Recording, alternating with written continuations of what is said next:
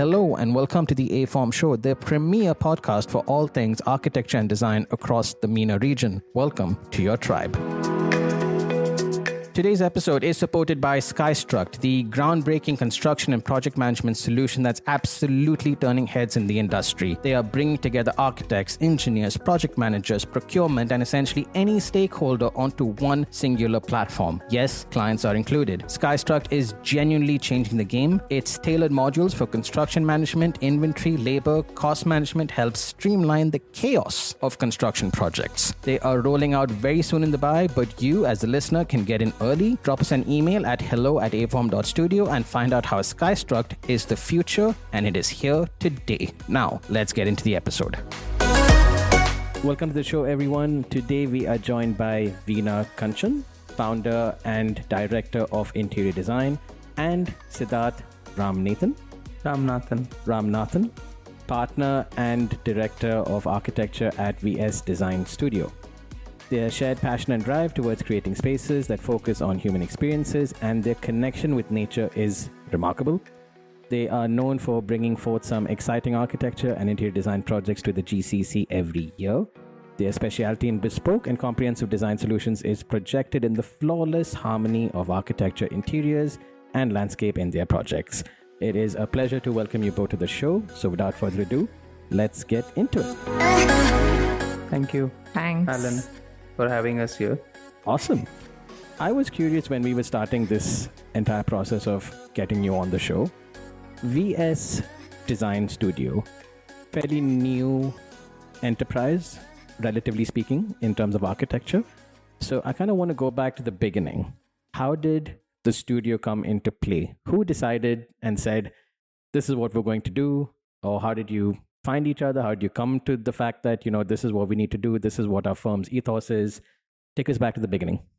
So we started from a really small space, which is nothing short of an home office. Right. And I believe every woman would resonate with this, that, I was working with some leading interior consultancy firms. And then we had kids. We have two of them. Today they are 12 and 8. But back then in 2015, I had my son who was born in 2015. And, I wanted to actually take control of my career life as well as my personal life and sort of find a balance in it. And of course, there was a dream of actually doing something on your own in terms of, combining your passion for design with business. That somewhat summarizes what a dream of any architect or interior designer would be. So that's where sort of it came together, and I started looking at wanting to do projects on my own, design, even if it is small spaces, like if it's a single room or even if it's a small cafe or a small gym. I would prefer doing it as in a way where I find time for my family, for taking care of my kids, as well as dedicating, sensible time to my work. VS Design Studio started there, right there in our home office. And me and Siddharth always wanted to, come together in terms of being able to design spaces and, design projects together. He's very passionate about architecture and I love my interior design. So match made in heaven. So we had that clear, space that he was passionate about and that clear space that I like doing. Yep.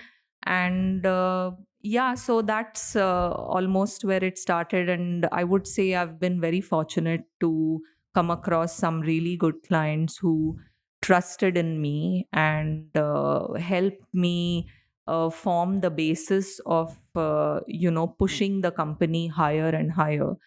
And somewhere along the way, after a couple of years, Siddharth joined forces and he started shaping up the architectural side of the company. And it has truly been such a big support to have started thinking that, oh, I'm starting something really small. And then, when there is so much passion and energy that gets added to it in the form of him, that small dream started growing. And then it is where we are now doing projects which are sizable. It varies from small 2,500 square feet, offices or cafes, ranging right up to 100,000 square feet spaces. And it could be anything thrown at us, whether it is architecture, structure, it's ID or landscape.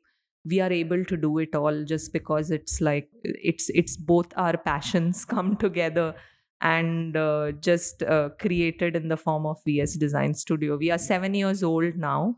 Yep. And I moved out of my home office, and me and Marha, who's also a project partner in our company, started working from a very small space until Siddharth joined force, and then we were three of us working from this office space.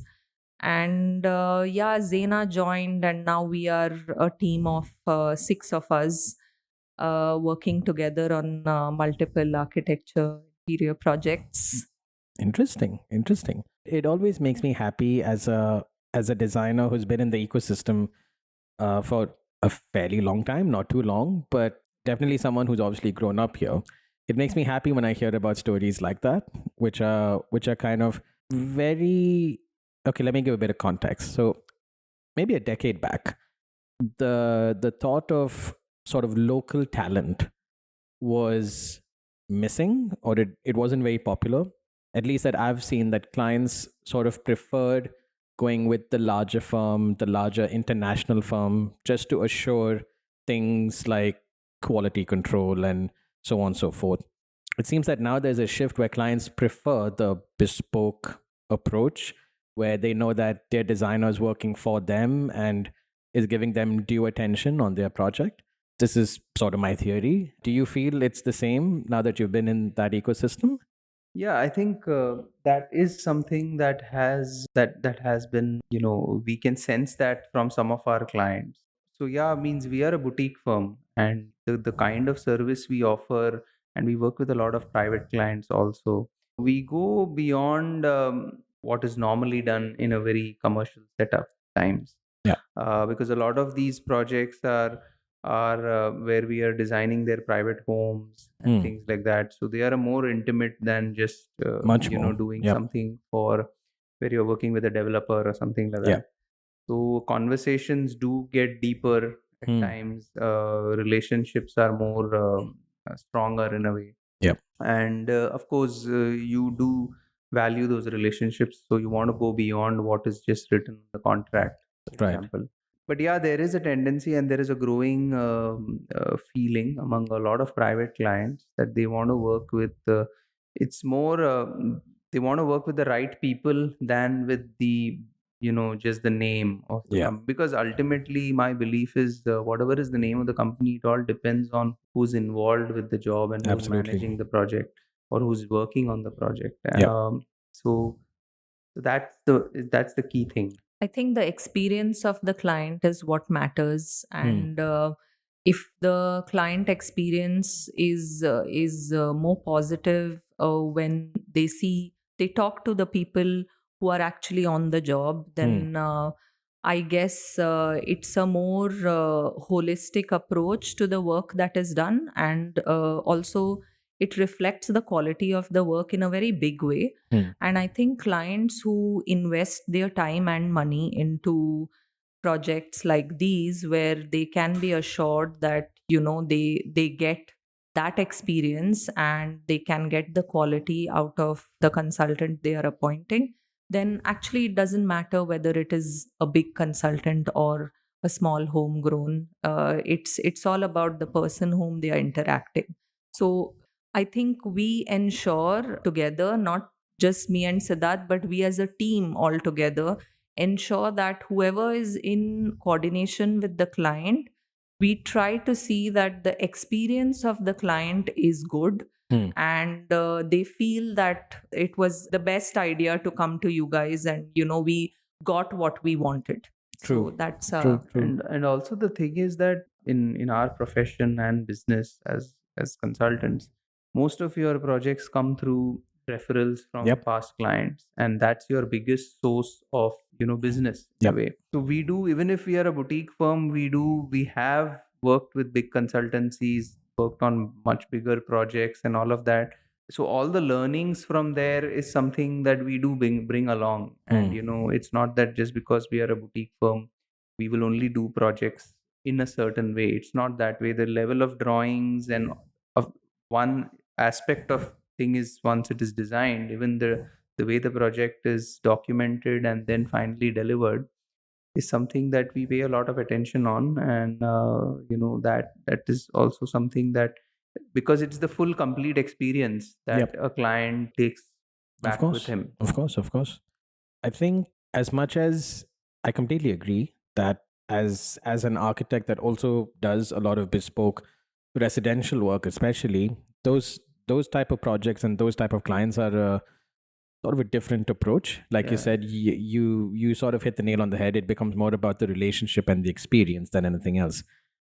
However, if I were to put my sort of managing director hat on, commercially speaking, at least from my experience, I've found that especially if you have a passionate client and a passionate designer, it's very easily to over deliver, especially if the project's going well and you're vibing really well with the client. That one extra render is fine, and that one other option, fine, we'll take it on the chin.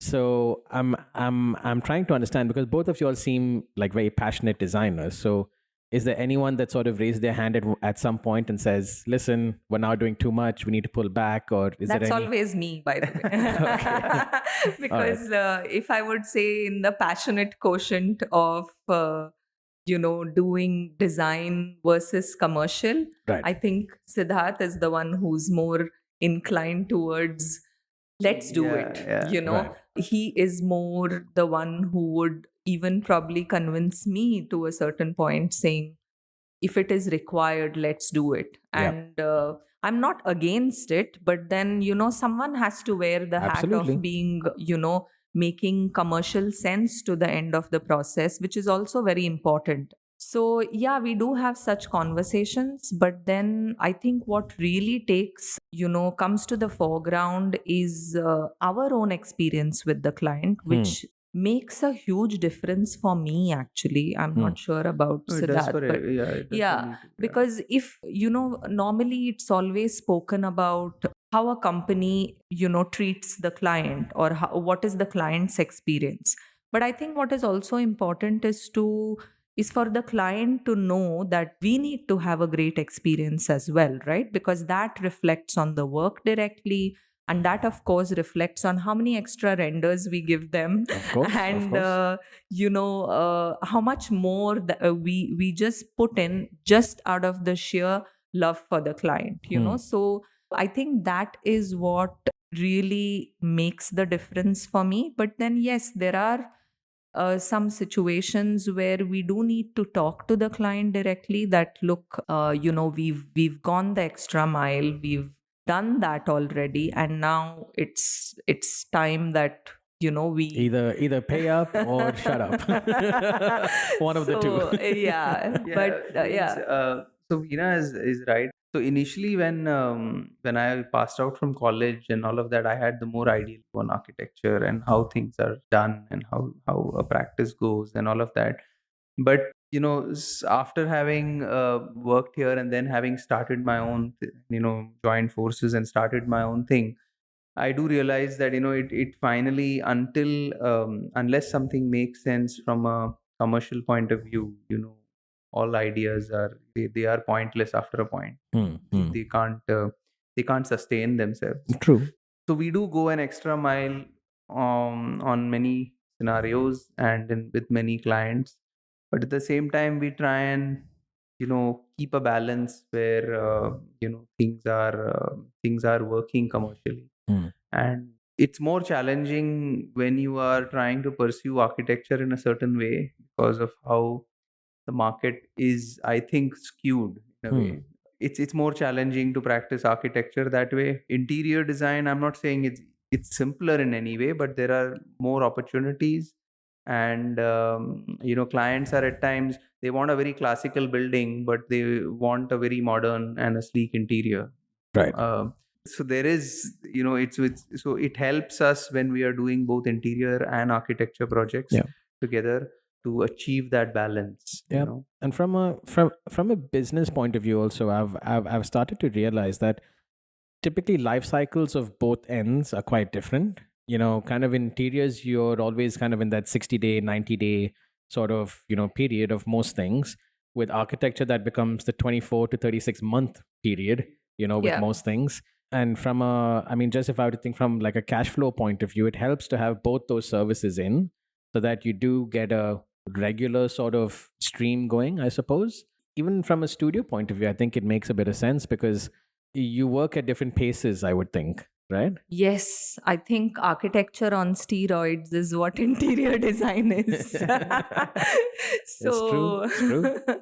So I am an architect as well by Right. profession, and I do take it as an advantage that we both have the same foundation, and yet we are able to bring to the table someone like Siddharth, who's very architecture focused, very passionate, and he looks at architecture in a very holistic way where there is no line drawn between architecture and interior design. It's one. As it should be. And as Yeah. it should be. And for interior design to get plugged into an architecture which thinks like that is a very big advantage for us as an interior design part of the company. Of course, yeah. And I think every single project where we've done both together are the most unique projects in our portfolio. And I miss his architecture on projects where Because I think it also, well, I think I'm just feeling a little flattered, maybe. but it's not always that we have conversations this way. But the thing is that there are also a lot of ideas that you borrow from interior designers, and the way you look at I architecture. think you should come every day. So there is there are things you learn across with different disciplines also, right? Right. So that plays a role in how, for example, we would design, like we've done a farmhouse, a luxury farmhouse, the way we would design the bathroom, the way we would design the bedroom. Of course, as an architect, you would want to control things, but then when you have people in your office who are looking at ID, that does help shaping. You do things have to in a like better let way. go of the reins a little Yeah, you do have to, but at the same, you learn to do that, and you also have to accept that all your ideas might not be the best for the project. True. I think we get very critical about our designs. There are situations where we leave the client to decide that as to what is going to happen. But so who wins depends on what the client really wants finally. I love that. I love that. But It's like, judge, come on, please pick which one is the winner. But yeah, that makes a lot of sense. It's not an easy thing when you have interiors and architecture kind of working that closely. And I've seen in many other offices, either you work that closely and you work very well together, and that's reflected in your projects, or things become very siloed. It's kind of like, oh, we won't touch architecture until we get a detailed design package. Oh, we won't worry about interiors until this, and there's kind of this wall that comes up, even if you're sitting in the same studio. Which is good to see that it's not happening here.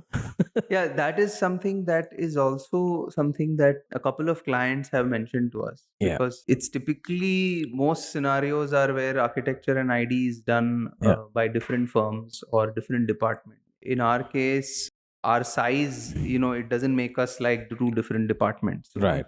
So things are done more homogeneously in a way. Right. So yeah, those walls, and as architects also, we realize that, okay, we need to offer creative freedom up to after a point. Yeah. And that is when you get the best out of, the other designers who are working on it. True. Of course, you can set a brief in terms Like a of framework. like a framework. Yeah. But then till now things have worked well in that way. But means we do have our arguments and all of that. Yeah. As I think there was a phrase that you can't start a fire without friction or something like that, right?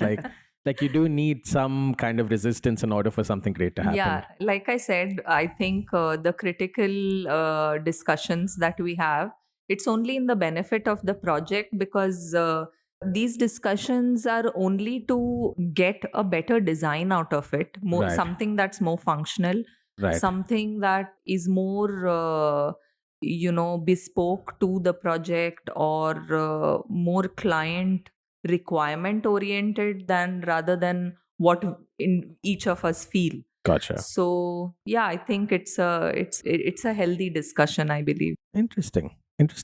I did want to talk about one project in particular, and I'm glad you brought it up. The last time, and if I'm not mistaken, that was you were recently nominated for a couple of awards for that project, right? Yeah. So the project that got nominated for this year's CID awards under the Awesome Best party, by the way. Architecture. Anyone from ITP listening? Holy hell!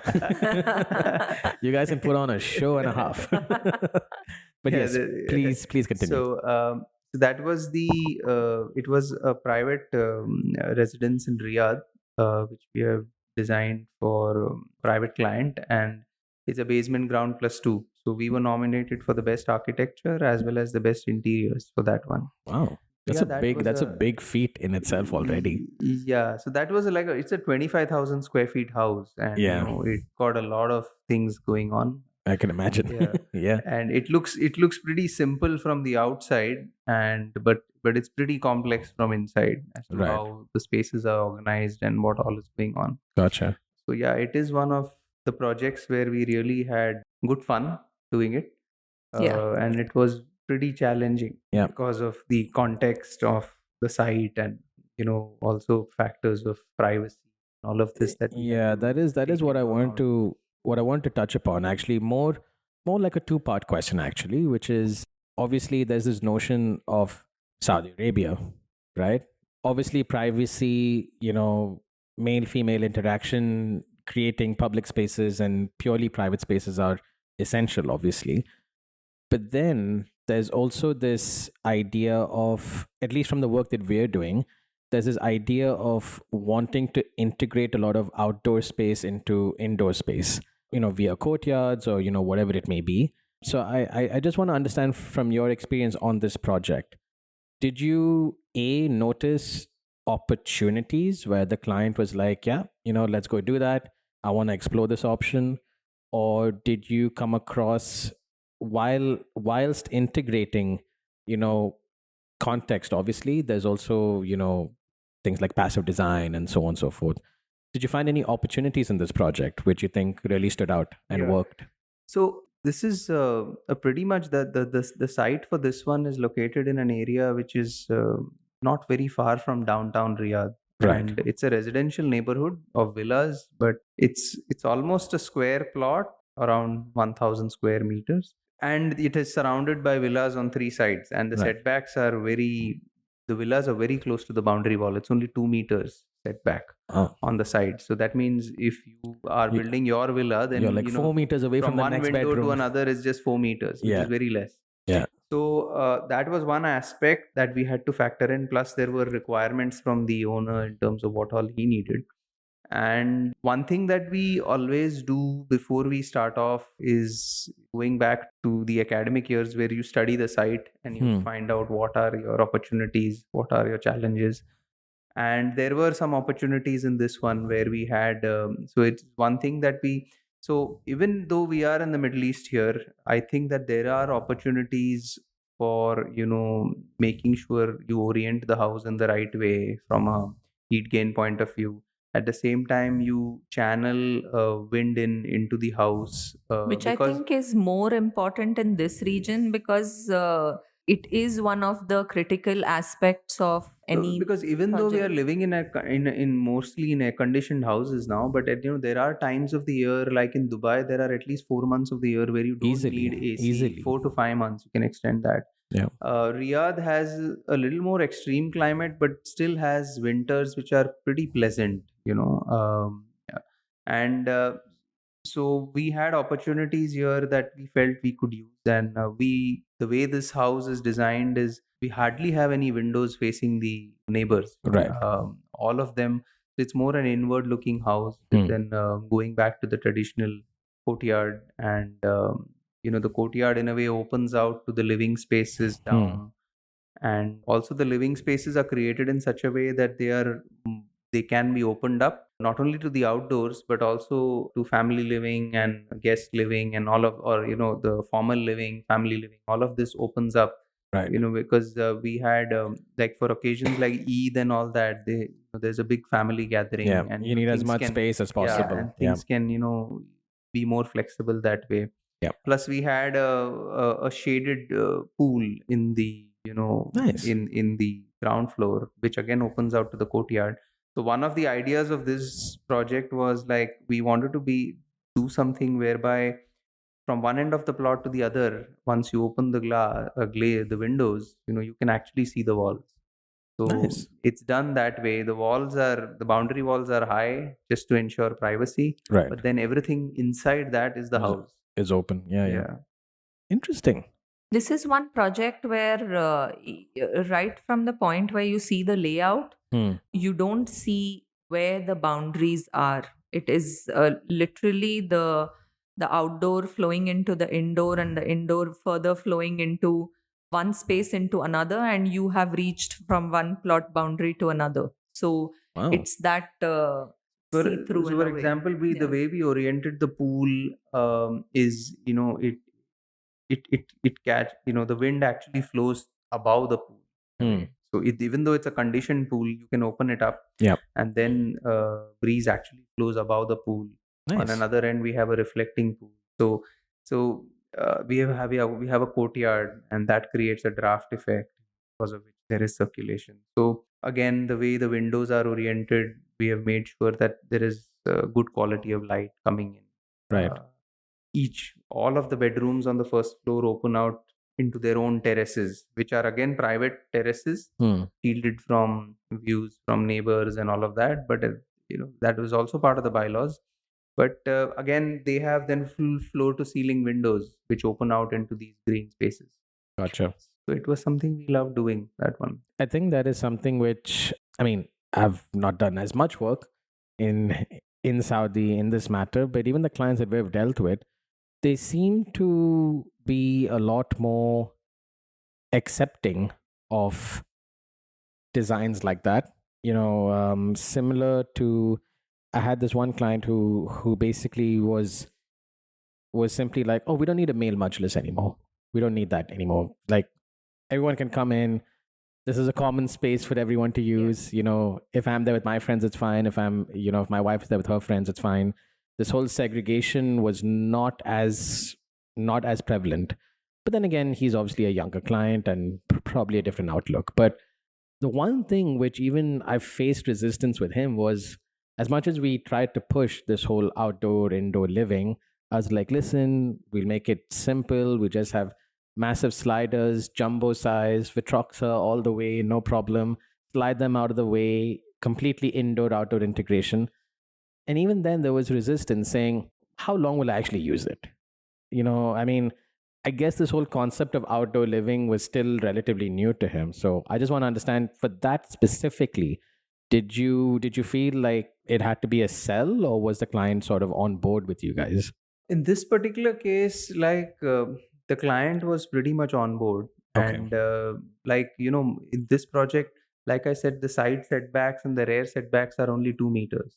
So pretty much you can't do much in that space. Right, right. You will have some plants and shrubs along the walls, and then what is left is circulation.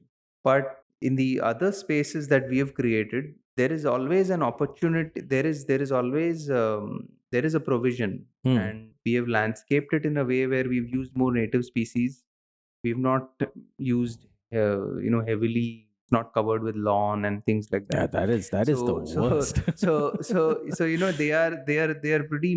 It's well managed from that point of view. Right. And a house is something that is built. You don't build it for the next 2 years, 3 years, right? This Yes. is something that he wants his kids to grow up with and experience the space. So people do change over time, as long as you are able to. So for example, the terraces in this particular case also have a function of ensuring that because the bylaws state that I can't have windows facing my neighbor, or if I have to have windows facing my neighbor, then they should be only they should have a high sill, and they should have. But then you end up with box windows, exactly, and which doesn't give you good quality of light and all of that. So the terraces in a way ensure that this glazing that is floor to ceiling is actually concealed from the neighbors, and also you don't invade their privacy, they don't invade your privacy, and at the same time you have a nicer view to look at rather than looking at a blank wall of course, of your neighbor.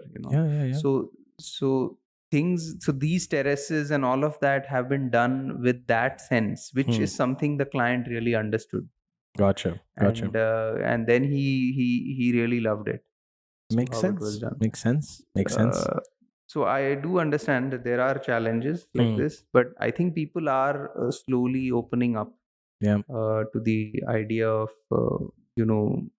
not being indoors when it's not required.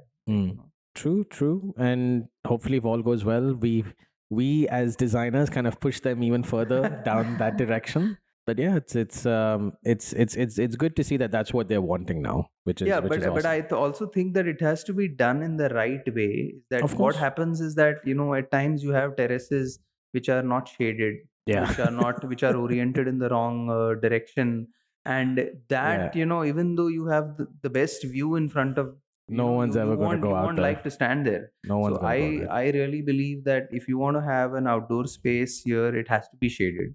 100%. Either it has a lattice or a pergola, or it is a slab that shades it. I think the best way to overcome this challenge of where if you have a client who is willing to listen and who is willing to understand the process of design, and it also is our responsibilities to sort of explain to the client in a certain way where you are showing them that you have studied the whether it's the wind direction or the sun movement, and the fact that they understand that you've thought of smaller details such as which months in the year will you be able to use this terrace comfortably, and how many months in the year it is going to be under sun and you won't be able to use it. However, your glazing is well protected from the direct harsh sun rays coming in. So the moment you have these kind of discussions with the client, I think they understand that it's only for their best interest that these considerations are required, and I guess that's how we have managed so far to. And we have done those studies. In most projects we do that, especially in a scenario like this. We did show it to the client and how it works. Okay. And that also was one of the reasons for them buying into the idea. I think again, like kind of tying into what we started the conversation with, clients, if they see, I mean, the experience for one, but then if they kind of buy into what you're saying and they're behind you, I think that's where great projects actually happen. Yeah, definitely. People normally say, when they see the end product, they're like, oh, that must have been a good architect or a good designer. And then I always say, no, that's also a really good client. Yes, absolutely. Not just a good designer. Yes, totally agree. Yeah. Has to go hand in hand. Yes.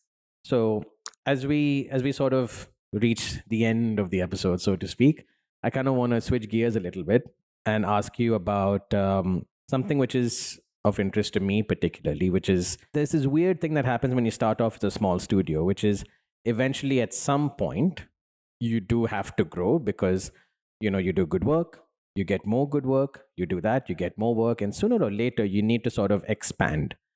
And what I've seen happen over time is with a lot of studios, as that expansion happens, designers get a bit divorced from the actual production part of the entire process.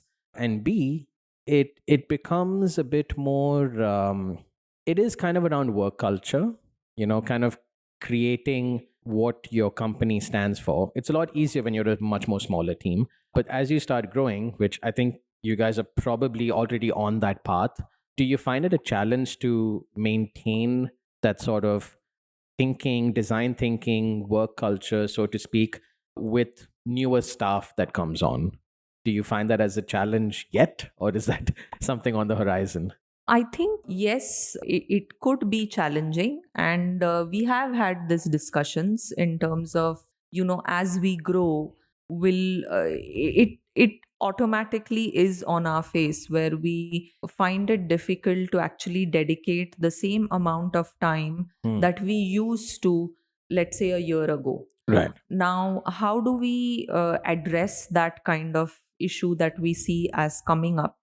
So in my side of things, where where I manage the interior design focused clients, and take care of the running of those kind of projects, the one thing I ensure is, no matter how many projects we have or whatever is the scale of the project, I ensure that the client experience is always through me. Gotcha. In terms of, even if we have someone from our team who's helping out with client interaction, client management, and taking care of the day to day, coordination or the back and forths, the larger picture is always managed between me and Siddharth, so that the one thing that really matters to us is the experience that the client takes back from us always remains positive. Now, as we all know, any business always goes through the ups and downs, where there are sometimes, in fact, within the process of a project itself, the client goes through an up and down of, whether there are times in the project where he's really happy, he or she is really happy, and then there are some times in the project where she has some grievances or some complaints about how things You're have not been. picking up the call when I call anymore.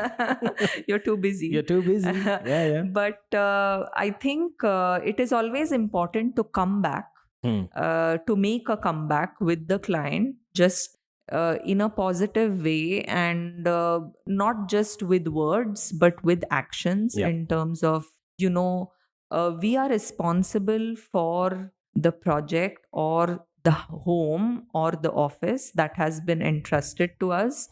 And therefore, though I am not listening to you, there is someone listening, and there is someone who's always, responding or, resolving issues. Yep. But, coming back to what I started from, that it's always us who have our coordination with the client, as we are the point of contact at all times. So that's how we manage. Now, we are expanding as we speak, and we are taking on much larger scale projects.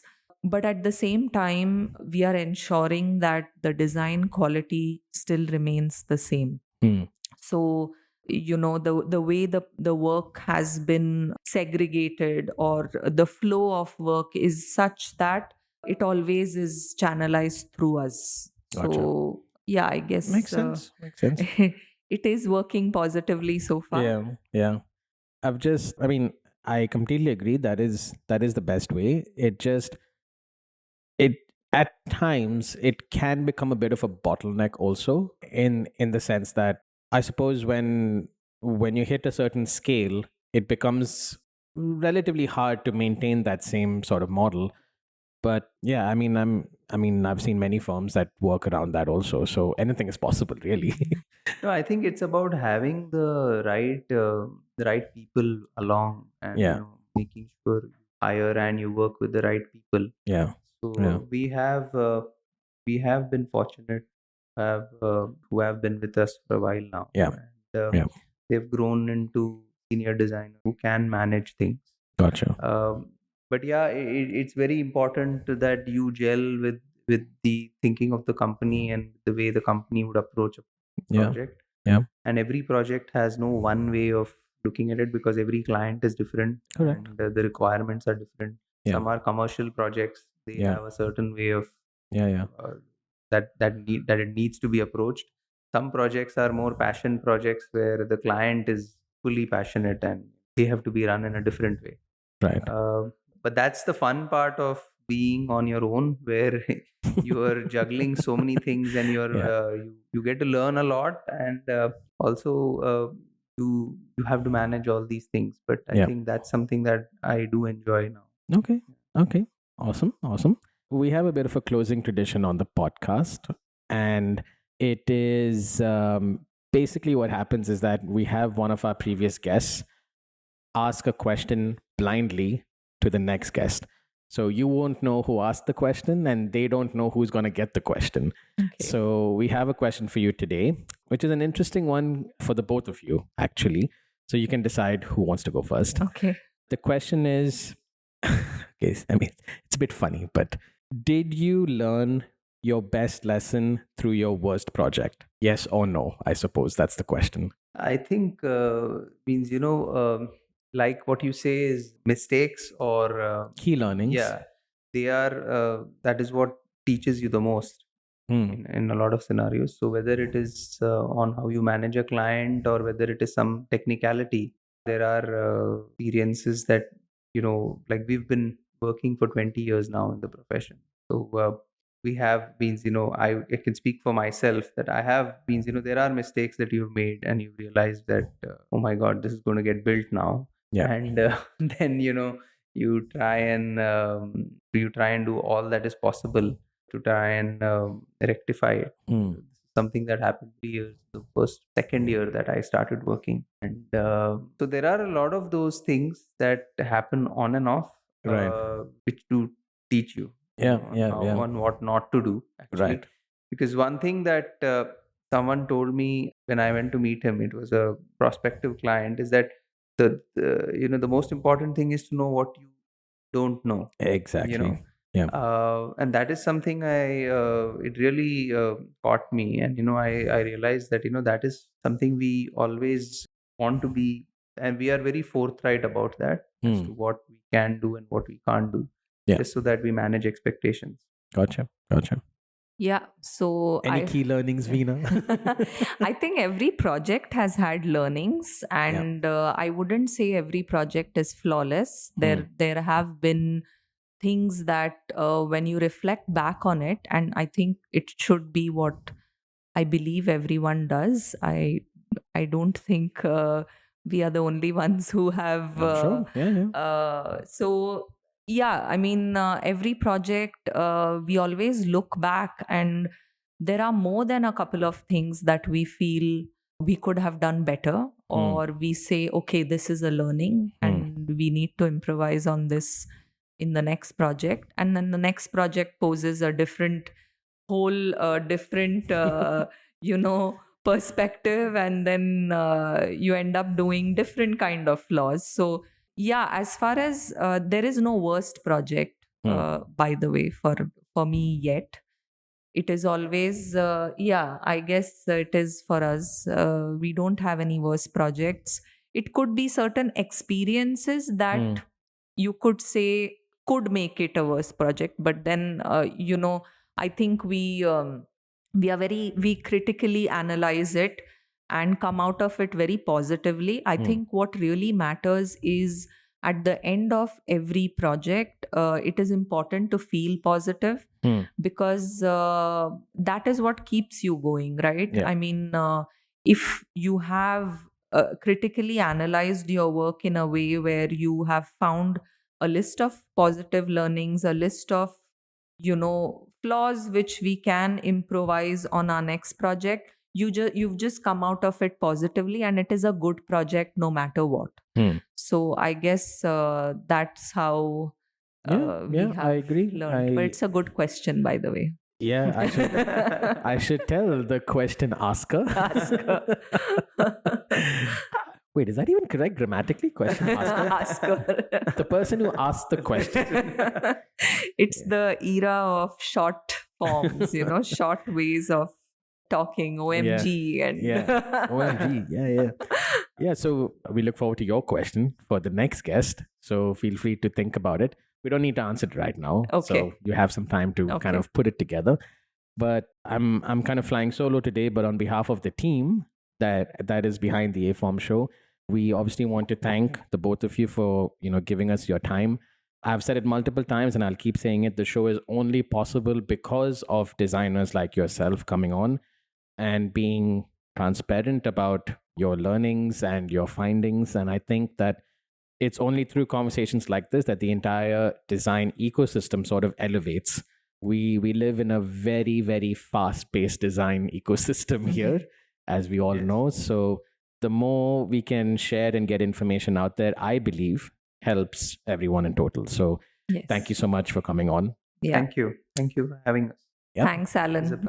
It's been nice to have this discussion. We get so caught up in our daily work life that sometimes you are in this shell, just, it's like a machine that's moving. So unless some questions are asked, you don't realize that you're subconsciously working in a certain way. So thanks for asking all those questions you asked. Well, I hope to spark more subconscious thoughts with everyone listening. But again, on a serious note, thank you once again. It really means a lot to us that you give us your time. And for the rest of you guys listening in, we will catch you guys next week. Fellow aFormer, thank you so much for your time. If this episode added any value to you, please share it with anyone who may benefit. If you want to carry on the discussion, please get in touch with us over socials. We are at aForm Show on the gram and hello@aform.studio on email. That is at aForm Show on the gram and hello@aform.studio on email. Until next time, stay inspired.